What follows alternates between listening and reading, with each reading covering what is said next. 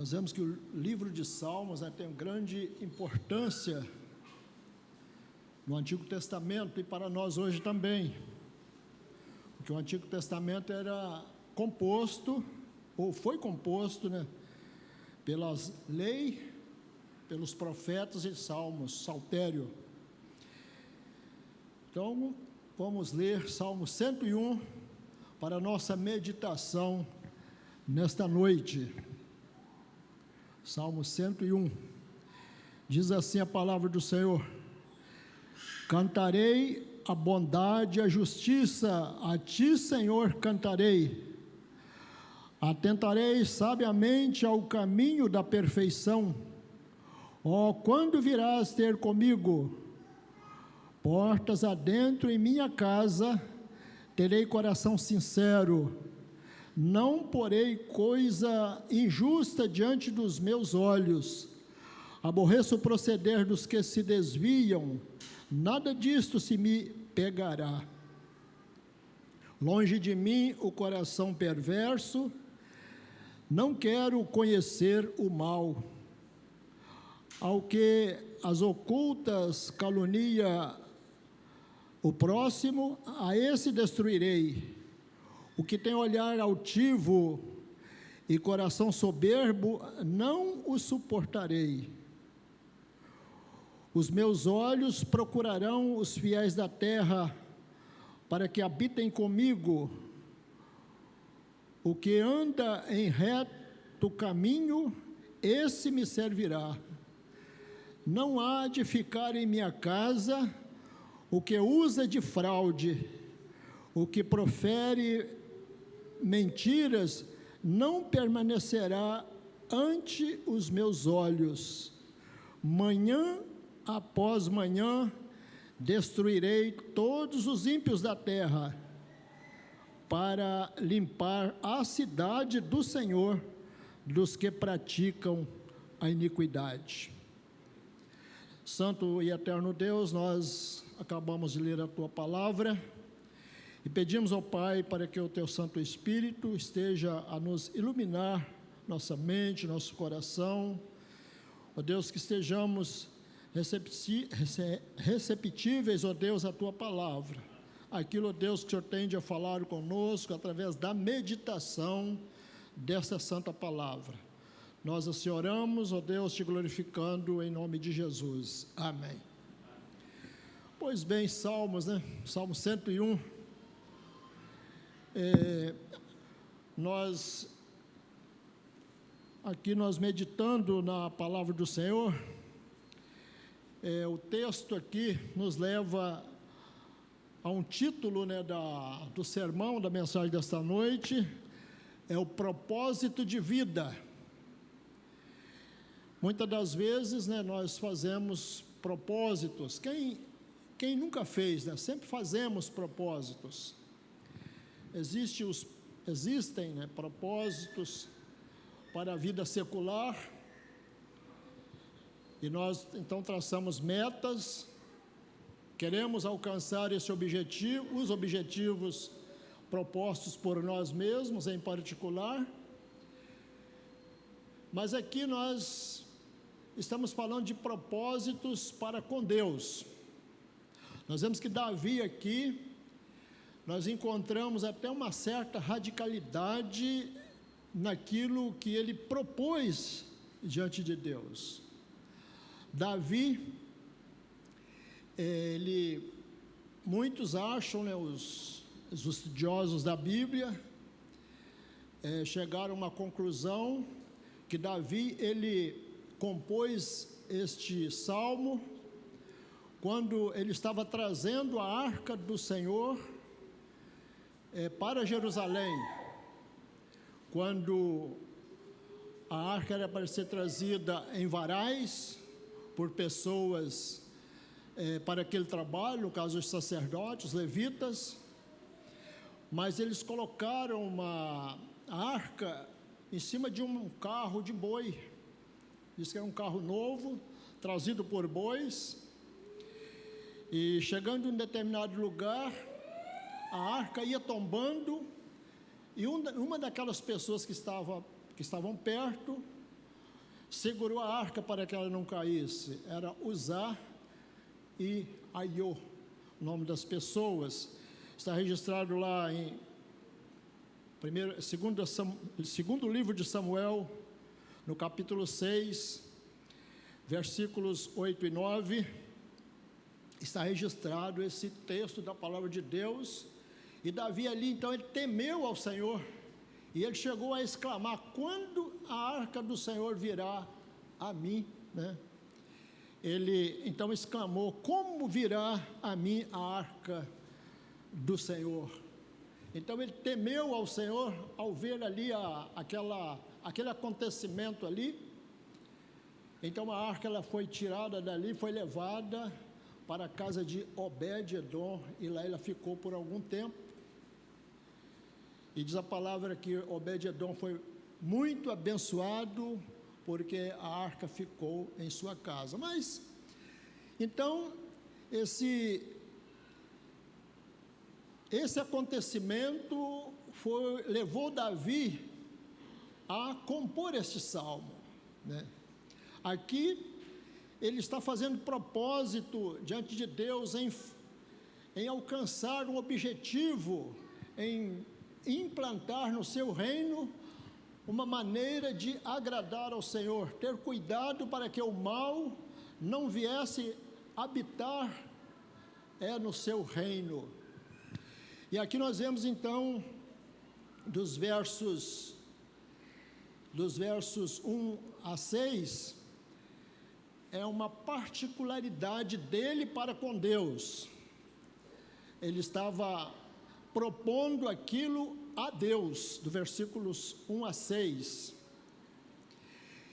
aliás, de versículos 1 a 5, né? 1 a 5, e dos versículos 6 a 8, ele estava então fazendo uma proposta para as pessoas. Isto quer dizer que a nossa fé, ela é vertical, né, que vem de Deus, e ela também é horizontal, porque ela alcança os nossos queridos, os nossos amigos, as pessoas, né, que convivem conosco. Então, nós vemos aqui, ele disse: cantarei a bondade e a justiça, a ti, Senhor, cantarei. Muitas das vezes nós cantamos somente a bondade de Deus, aquilo que é bom. Nós costumamos agradecer a Deus quando nós recebemos uma dádiva, alcançamos algo de Deus que nos alegra.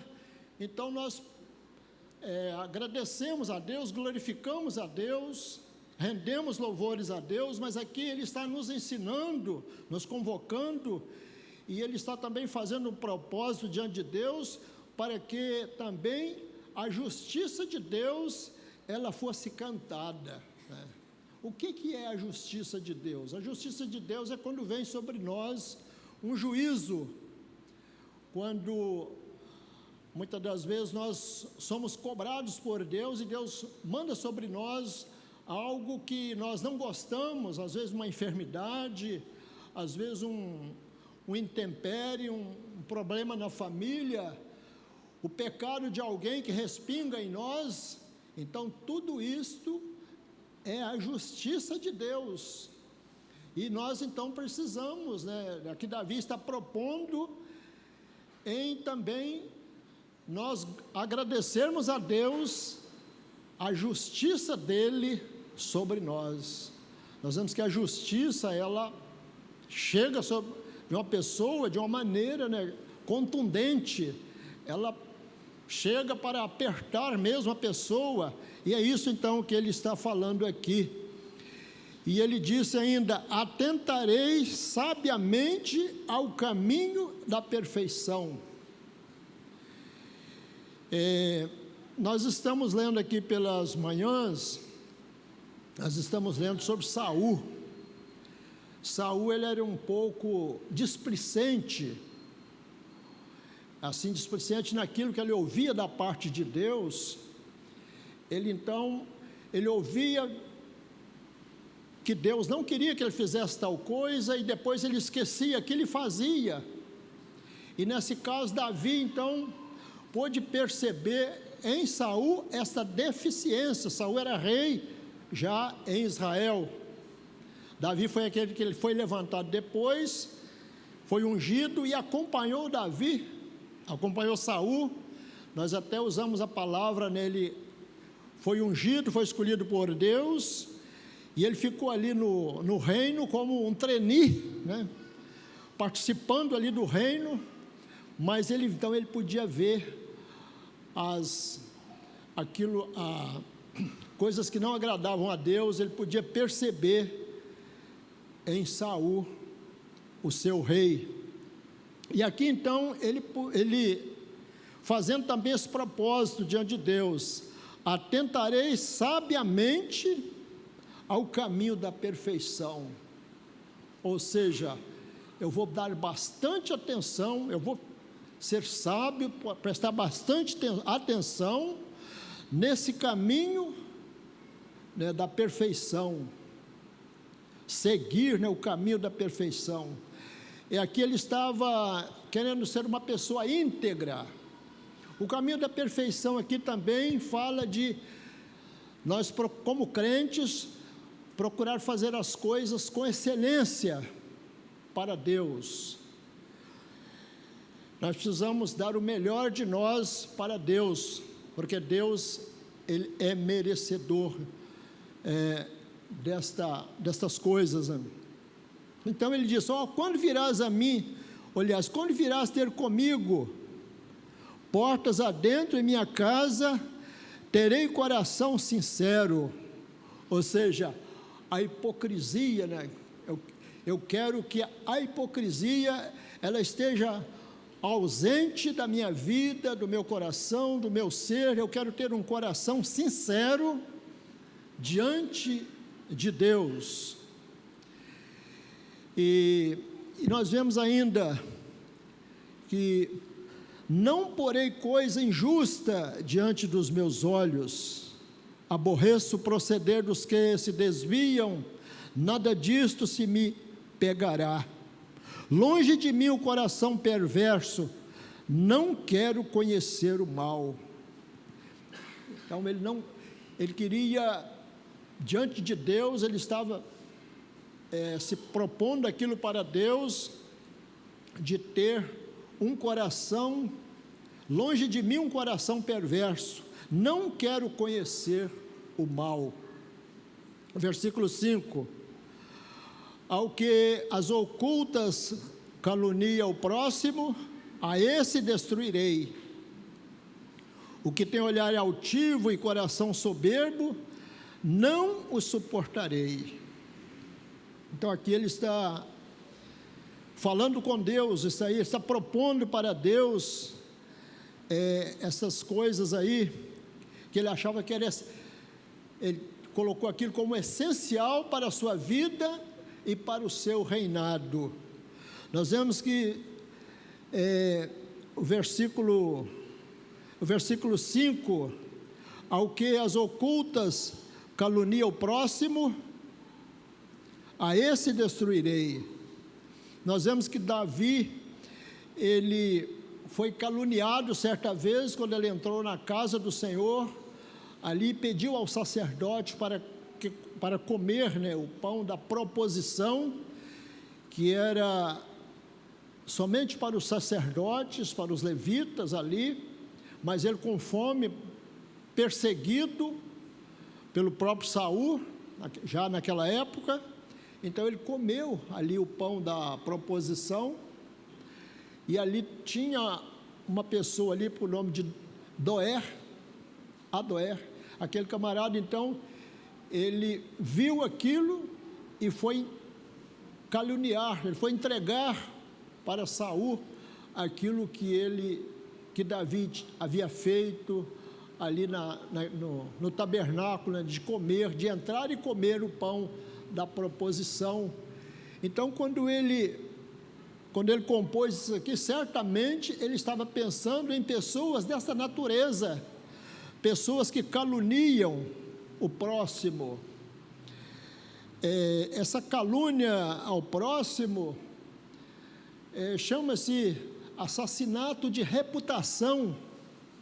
Isso aí é uma coisa séria, porque muitas das vezes nós ouvimos falar algo de uma pessoa, nós nem sabemos que aquilo foi acontecido daquela forma, e nós já julgamos aquela pessoa.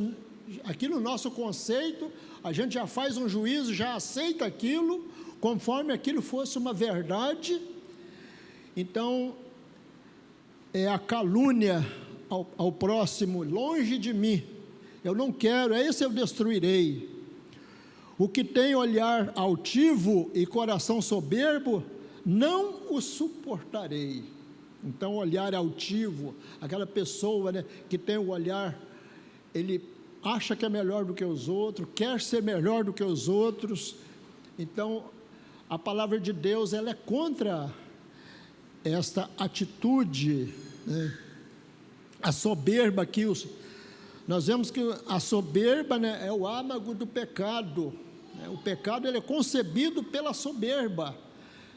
Lá no Éden, quando o primeiro casal lá pecou, então ali houve uma soberba na vida deles. Eles queriam ser igual a Deus, é querer ser mais do que aquilo que a pessoa é chamada soberba. Então, adiantando aqui, nós vamos lá para o versículo 6, os meus olhos procurarão os fiéis da terra. Aqui ele já deixou de falar diretamente das suas qualidades que ele queria para Deus, e aqui agora ele passou a olhar na horizontal. Os meus olhos procurarão os fiéis da terra, para que habitem comigo. O que anda em reto caminho, esse me servirá. Não há de ficar em minha casa o que usa de fraude, o que profere mentiras, não permanecerá ante os meus olhos.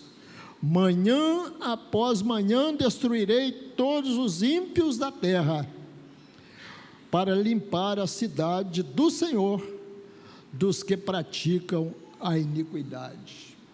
Então aqui está falando, essa aplicação aqui para nós hoje, é nós sermos vigilantes e a cada manhã, cada dia, dia após dia, nós procurarmos a nossa santificação, limpar o nosso coração do pecado, da iniquidade, para que o Senhor possa habitar em nossos corações. Nós vemos que Davi, ele foi sempre lembrado como o servo do Senhor, o servo que o Senhor escolhera, né, para ser rei. Nós vemos que em Atos 13, 36 e 37, nós vemos ali Davi, a qualidade de Davi. O historiador Lucas, ele escrevendo, né, ele fazendo os seus escritos, ele disse: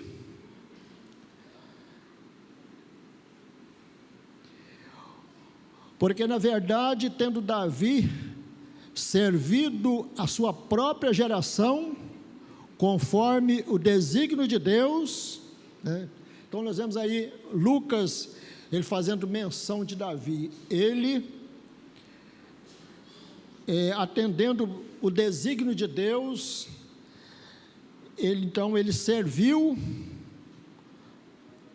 na sua própria geração, ele teve o seu papel de servir na sua própria geração. Isso aqui nos implica um detalhe muito interessante, porque nós, como crentes, nós temos a necessidade de servir a nossa própria geração. Outro dia eu estava falando com o presbítero Miqueias sobre essa situação, de nós como pertencentes da nossa sociedade interna de homens, nós temos que ser um elo entre a geração que passou ou que já está passando e a futura geração. Então, temos essa necessidade de servir a Deus na nossa própria geração. Mas aqui o Lucas, aqui o historiador Lucas, ele fez essa menção de Davi para explicar que Davi adormeceu, foi para junto de seus pais e viu a corrupção, ou seja, o seu corpo foi ali apodrecido, né? Ele experimentou, ele viu a corrupção. Porém, aquele a quem Deus o ressuscitou, não viu a corrupção. Nós vemos que esse aqui é Jesus, é o descendente de Davi. Ele foi vitorioso, ele morreu, ele foi crucificado, consequentemente morreu, mas ele ressuscitou, seu corpo não ficou no túmulo, ele foi vitorioso, porque ele não viu a corrupção. Nós vemos, voltando a falar, né, sobre propósitos de vida. Muitas das vezes, nós fazemos os nossos propósitos em nossas vidas. Geralmente, no início de ano, nós costumamos, em particular, nós propormos alguma coisa para Deus, e muitas das vezes, essa proposta, no decorrer do ano, muitas das vezes ela fica pelo caminho, a gente não consegue fazer aquilo que a gente propôs, mas isso não pode. A gente tem que propor a Deus aquilo que a gente pode fazer, aquilo que está no nosso alcance. Então, nós vemos que o propósito para Deus, nós vemos que teve um escritor, um pastor, na época dos puritanos, justamente há 300 anos atrás, o nome de Jonathan Edwards. Inclusive, abrindo aqui uma aspa, um parêntese, o doutor Heber Campos Júnior está traduzindo um bom material de Jonathan Edwards para o português. Então vai chegar brevemente em nossas mãos essa tradução. Fecha aqui o parêntese. Então, ele fez um propósito diante de Deus. Ele fez, né, as suas resoluções. Ele fez 70 resoluções. Isso com ele aos 18 anos de idade, 18, 19 anos de idade. Ele não fez isso tudo num dia, mas ele foi fazendo aos poucos. Tipo um diário, ele foi fazendo e chegou a 70 resoluções que servia tanto dele para com Deus, como para também o seu próximo, para as pessoas que estavam perto dele, as pessoas com as quais ele convivia na época. Então, nós estamos diante desta palavra de Deus, e nós podemos aqui fazer algumas aplicações dessa palavra para nós. A primeira aplicação para nós é a firmeza nos propósitos nossos para com Deus. Nós precisamos ter firmeza, ter assim uma certa ousadia, e também pedir a Deus